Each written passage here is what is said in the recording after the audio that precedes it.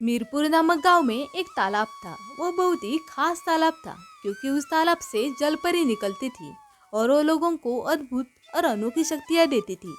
गांव के सभी लोग उस जलपरी से मिलने का इंतजार करते थे ताकि वो जलपरी उन्हें भी अद्भुत और अनोखी शक्तियाँ दे। उसी तालाब के पास एक छोटी सी कुटिया थी और उस कुटिया में दो साधु रहा करते थे। उन दोनों साधुओं ने जलपरी को देखा था और उस वक्त जलपरी ने उन दोनों साधुओं को एक बहुत ही खास और अद्भुत शक्ति दी थी।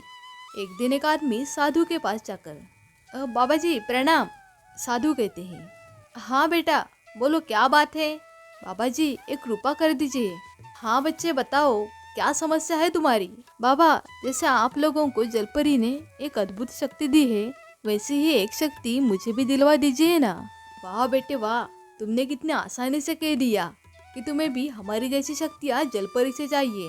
मगर तुम ये भूल रहे हो हमने कितनी कड़ी तपस्या की है तब जाकर हमें ये शक्ति मिल पाई है।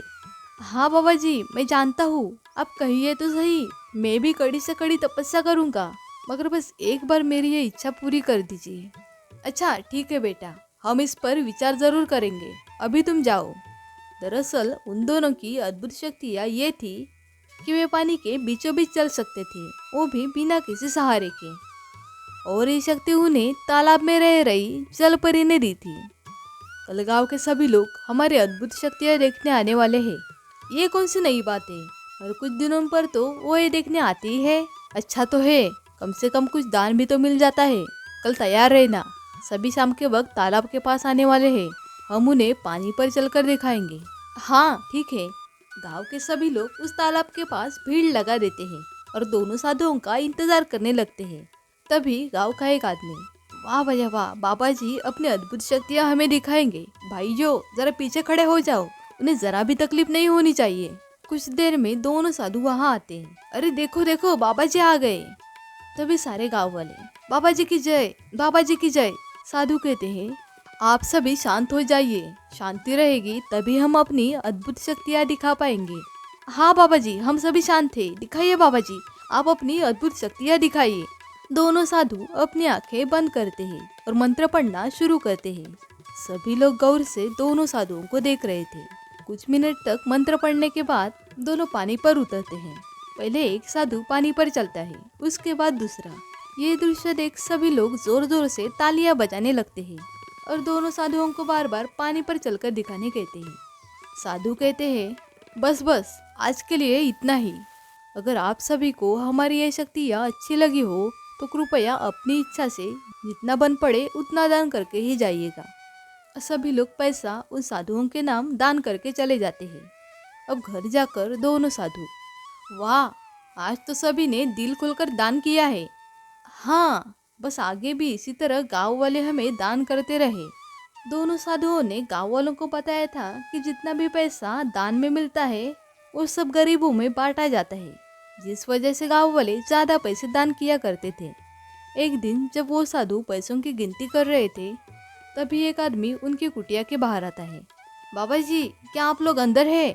तभी एक साधु कहता है, अरे तुम बाहर जाओ और देखो कौन आया है। वो आदमी कहता है, बाबा जी मुझे भी आप लोगों जैसी शक्तियाँ चाहिए, आप जैसा कहोगे एकदम वैसा ही करूँगा, बस मेरी ये इच्छा पूरी कर दीजिए। साधु कहते हैं, अच्छा अच्छा ठीक है तुम जाओ, हम सोच कर बताएंगे। इतना कहकर साधु उस आदमी को वापस भेज देता है। इसी तरह उन साधुओं के पास बहुत सारे लोग आते हैं और सभी जलपरी से मिलकर एक अद्भुत शक्ति पाना चाहते थे। एक दिन दोनों साधु, अरे गांव वाले तो मानने को तैयार नहीं हो रहे, हर एक दिन कोई ना कोई आता ही रहता है और जलपरी से मिलवाने के लिए कहता है, आखिर कब तक ऐसा चलेगा? अब तो मुझे लगता है इन सभी को जलपरी से मिलवाना ही चाहिए। क्या सच में? तुम्हें पता है तुम क्या बोले जा रहे हो? हाँ बिल्कुल, जब सभी मान नहीं रहे तो यही करना पड़ेगा। एक दिन किशन नाम का आदमी दोनों साधुओं के पास आता है और जलपरी से मिलकर अद्भुत शक्ति पाने की बात कहता है। इस पर साधु कहते हैं, अच्छा अच्छा ठीक है, तुम्हें जलपरी से मिलना है ना, चलो हम तुम्हारा ये काम करेंगे, मगर जैसा कि पहले भी मैंने कहा था ये कोई आसान काम नहीं है। किशन कहता है, आप दोनों जैसा कहेंगे मैं वैसा ही करूँगा। साधु कहते हैं, हाँ ठीक है, एक काम करो, इसमें जो भी सामान लिखा है उसे खरीद कर ले आओ। किशन पूछता है, इन सभी सामान का क्या होगा बाबा जी? साधु, अरे इसी सामान के द्वारा तो हम जलपरी को बुलाएंगे। किशन, जी जी ठीक है, मैं अभी ये सामान लेकर आता हूँ। किशन बाजार जाता है और पर्ची पढ़ते हुए बोलता है, इतना सारा सामान अचानक कैसे खरीदूं? किशन कुछ देर सोचता है, चलो कोई बात नहीं, जलपरी से मिलने के लिए इतना तो कर ही सकता हूँ। कुछ देर बाद किशन साधु के पास जाकर, ये लीजिए, मैं सभी सामान लेकर आ गया। साधु कहता है, वाह वाह, ये तो बहुत ही अच्छी बात है। अब ये लो, इसमें जो भी लिखा है वो भी लेकर आओ। किशन कहता है, अरे बाबा जी, अभी तो इतना सामान लेकर आया हूँ और आप कह रहे हैं और सामान लेकर आना है। साधु कहता है, बेटा हवन का सामान तो तुम लेकर ही नहीं आए। ये तो सारा सामान जलपरी के नाम चढ़ेगा, बाकी हवन के लिए भी तो सामान चाहिए। वापस किशन बाजार जाता है और हवन का सामान खरीद कर ले आता है और कहता है, बाबा अब मेरे पास बिल्कुल भी पैसे नहीं बचे हैं। आपने जो भी कहा था वो सब मैं लेकर आया हूँ। साधु, हाँ बेटा, अब कुछ भी नहीं चाहिए, हम आज से ही हवन शुरू करते हैं। दोनों साधु सारा सामान एक साथ रखते हैं और हवन शुरू करते हैं। कुछ देर बाद किशन कहता है, बाबा क्या मैं तालाब के पास जाकर देखूं कि जलपरी आई है क्या? साधु कहते हैं, नहीं बेटा, आज तो पहला ही दिन है। हवन के 7वें दिन हम तालाब के पास जलपरी को देखने जाएंगे। 7वें दिन किशन दोनों साधुओं के पास आता है। क्या हुआ बाबा जी, आज तो जलपरी आएगी ना बताओ? साधु कहता है, हाँ जरूर। वो दोनों साधु किशन को तालाब के पास लेकर आते हैं और आंखें बंद करके मंत्र पढ़ने के बाद कहते हैं, नहीं बेटा, जलपरी कह रही है वो तुमसे प्रसन्न नहीं हुई है। शायद तुमने कुछ पाप कर रखा है, इसलिए वो तुम्हें नजर नहीं आएगी। इस पर किशन कहता है, मगर बाबा जी, फिर वो सभी सामानों का क्या हुआ जो मैंने दिया था? साधु कहते हैं, अब तो वो जलपरी के नाम चढ़ गया और उन्होंने उसे ले लिया था, अब वो उसे वापस नहीं करेगी।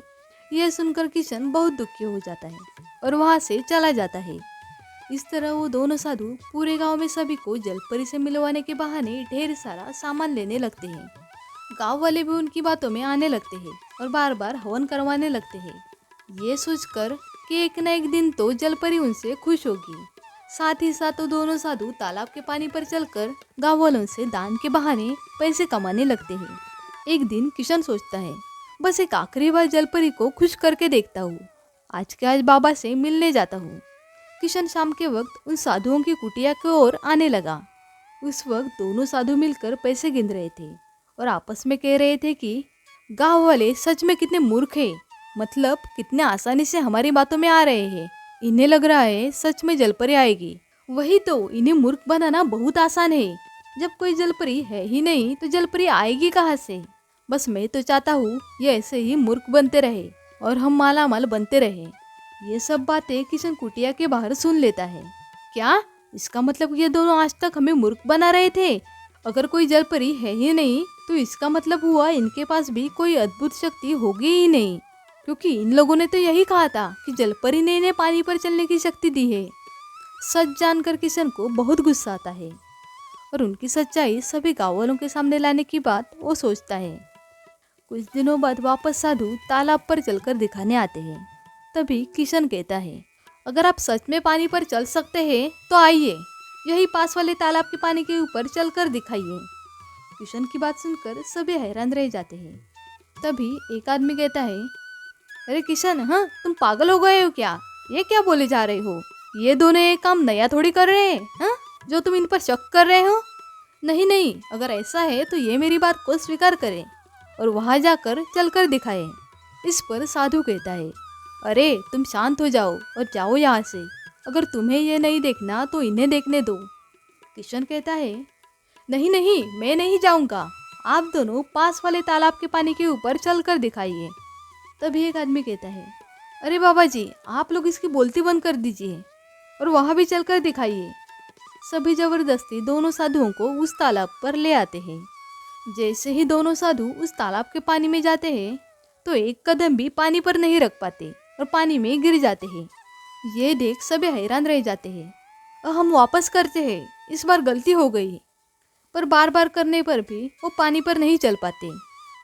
तभी गांव वाले कहते हैं, इसका मतलब किशन सही कह रहा था, इनके पास कोई भी जादुई शक्ति नहीं है। तभी किशन तुरंत उस तालाब में जाता है जिस पर वो साधु चलते थे। उसे पता चलता है कि उस तालाब के नीचे जगह जगह पत्थर रखे हुए हैं जिसकी मदद से वो दोनों पानी पर चलते थे। किशन गाँव वालों से कहता है, देखो देखो आप सभी, इस पत्थर की मदद से ये दोनों तालाब के पानी पर चलते थे। ये सुनकर दोनों साधु भागने लगते हैं। तभी गांव वाले उन्हें पकड़ लेते हैं। तभी किशन कुटिया के बाहर उसने जो भी सुना था वो सब गांव वालों को बताता है। अब गांव वाले साधु से पूछते हैं, बताइए जरा आप लोगों ने ऐसा क्यों किया, बताइए। हमें माफ़ कर दो, दरअसल हमने झूठ बोला था कि जलपरी ने हमें अद्भुत शक्तियाँ दी थी जिसकी मदद से हम पानी पर चल सकते हैं। असल में कोई जलपरी है ही नहीं और ना ही हमारे पास कोई अद्भुत शक्ति है। तालाब में किस जगह पर कहाँ कहाँ पत्थर रखे हुए हैं हमें पता था, इसलिए हम आसानी से उन पत्थरों पर चल लेते थे जिससे लगता था कि हम पानी पर चल रहे हैं और आप सभी को मूर्ख बना रहे थे।